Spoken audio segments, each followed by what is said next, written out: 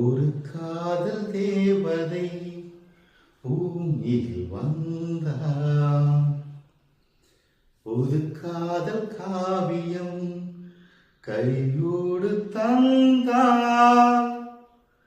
கல்லூரும் காலை வேளையில் ஒரு காதல் தேவதை பூமியில் வந்தார்.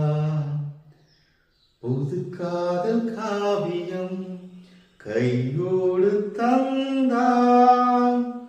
கல்லூரும் காலை வேளையில் நன